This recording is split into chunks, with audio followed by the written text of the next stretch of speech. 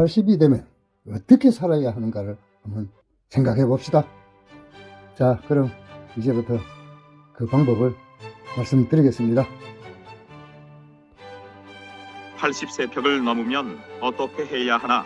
삶이란 지나고 보면 장수의 유혹에 빠지기보다는 하고 싶은 일 하면서 활기 있는 여생을 보내기를 바란다고 1960년 오사카 출생, 도쿄대 의학부 졸업 후 30년 이상 고령자 의료를 전담해온 정신과 의사 와다 히데키가 쓴 80세의 벽이란 책에서 보았다. 80의 벽을 넘으면 인생에서 가장 행복한 20년이 기다리고 있다. 그러나 체력도 기력도 80세부터는 70대와 전혀 다르다. 인생 100년 시대라고 하나 건강 수명 평균은 남자는 73세, 여자는 75세이다. 그런데 80세를 목전에 두고 침대에서 일어나지 못하며 간병 받는 처지가 되는 사람도 많다. 우선 무사히 80대 진입한 건 축하할 일이다. 80세의 벽은 높고 두꺼우나 벽을 넘는 방법은 있다.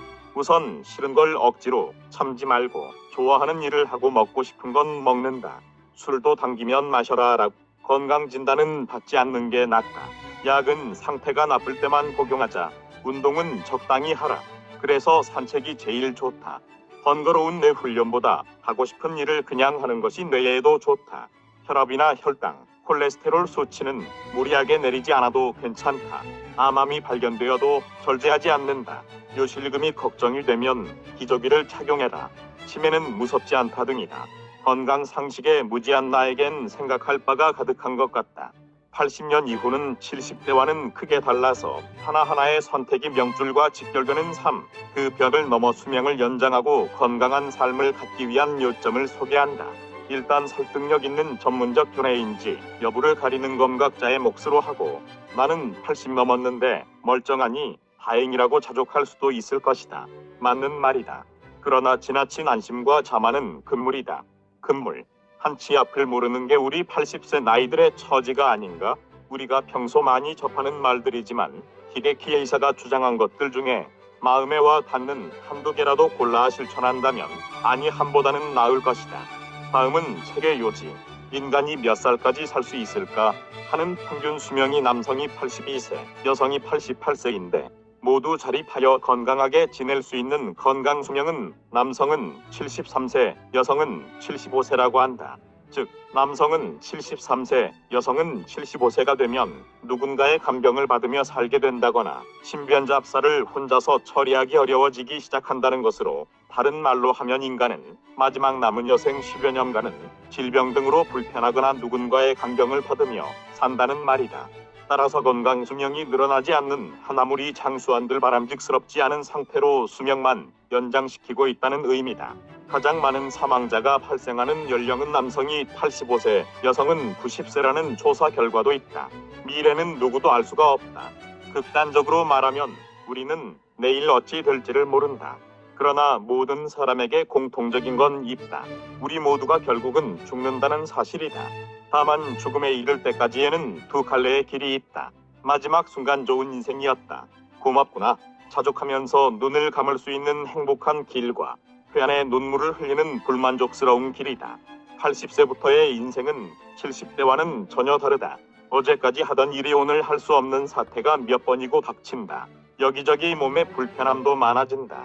암, 뇌경색, 심근경색, 폐렴 등 수명에 관계되는 질병에 걸리기도 쉬워진다. 혹시 내가 치매인가? 하고 불안하게 생각되는 경우도 있을 것이다. 배우자의 죽음에 직면하여 절망과 고독에 빠질지도 모른다. 이런 벽을 극복하여 행복한 만년과 불만스런 만년의 경계에서 좋은 선택을 하기 위해서는 나이 듦을 받아들이며 스스로 할 수 있는 일들을 소중하게 생각하고 활용하는 자세일 것이다.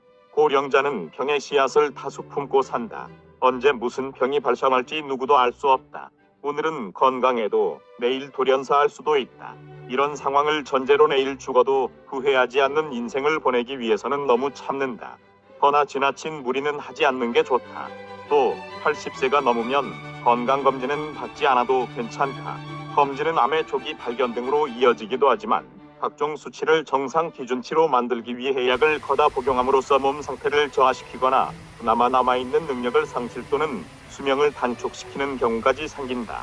이른바 과잉 검사와 진료 일상화의 늪에 빠져 허우적대는 꼴이다.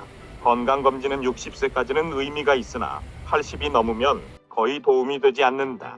80이 넘어 활기 있게 살고 있는 사람은 그 자체가 건강하다는 증거다. 그런데 검진을 받고 무슨 수치가 정상을 넘었다며 의사가 약을 처방하면 어찌할 것인가? 그 처방약을 먹으면 그때까지 남아있던 그나마 건강과 활력마저 손상될 뿐이다. 노쇠는 병이 아니라 조금씩 몸이 약해져 죽음에 이르는 자연스러운 과정이며 천수를 다한 죽음의 방식이다. 85세가 지나면 누구나 몸속에 많은 병의 종자를 갖고 있다. 확실한 증상이 없어도 어딘가 불편한 곳이 있기 마련이다. 병원에서 검사 받고 병을 발견, 약을 먹거나 수술받아 수명을 연장할 것인가? 자택이나 요양원에서 하고 싶은 일 해가면서 살 것인가? 그건 오로지 본인이 선택할 일이다. 80이 넘으면 병은 완쾌되지 않는다. 일시호전되는가 싶다가도 나쁜 부분이 차례차례 나타난다. 정확히 말하면 이런 것이 나이를 먹는다는 것이다. 장기별 진료에 태해는 먹는 약이 많아진다는 것이다. 전문의마다 처방해주는 약을 먹다 보면 아침 저녁에 먹는 과다한 약이 오히려 부작용으로 작용하는 게 아닌가 하는 의구심마저 들 지경이다. 고령자일수록 약이 몸에 해를 끼치는 만큼 역시 약은 필요한 최소한으로 억제할 일이다. 그러나 몸 상태가 좋지 않을 경우에 참지 말고 먹어야 한다. 머리가 아프면 두통약을, 위가 아프면 위장약을 먹으면 된다. 80이 넘은 시신을 부검했을 때 동맥경화가 없는 경우는 보질 못했다. 그냥 둬도 좁아져 있는 혈관인데 약으로 혈압을 내려 혈류일을 나쁘게 하면 혈액 안의 산소나 영양분이 전신의 세포에 고르게 전달되지 못한다. 따라서 가장 피해를 많이 받는 곳이 뇌이다. 뇌는 산소와 당분이 공급되지 못해 저산소, 저혈당 상태를 일으킨다. 결국 동맥경화인 경우 혈압과 혈당치를 높게 조절하는 편이 건강 유지에 좋다. 그러니까 혈압, 혈당, 콜레스테롤을 낮추는 건 동맥경화엔 효과가 있을지라도 몸에 활력이 없어진다거나 암 발병 가능성이 높아지는 역효과도 생기는 만큼 혈압, 혈당, 콜레스테롤 약을 거다 복용한다는 것은 생활의 질을 낮추는 선택일 수도 있다는 말이다. 당뇨병인 경우 알츠하이머형 치매로 발전하기 쉽다고 알려져 있으나 실제로는 적극적인 당뇨병 치료가 오히려 알츠하이머를 촉진시킨다는 게 맞다. 저혈당도 마찬가지지만 고령자가 되면 많은 것보다는 부족한 것에 해가 압도적으로 크다.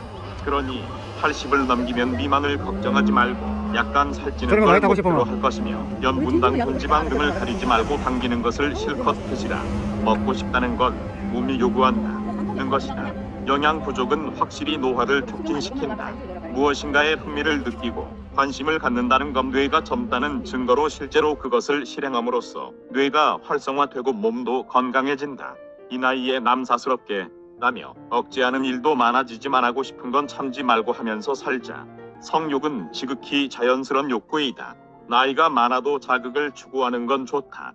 야한 동영상을 보고 싶은 것도 건강하다는 증거. 남성 호르몬 분비가 촉진되어 기력도 회복된다. 다만 하고 싶은 것을 하라. 하지만 어디까지나 스스로 제어가 가능한 범위 안에서 운동도 과욕 부리지 말고 하루 30분 정도 산책하는 게 이상적이다. 건강하고 즐겁게 사세요.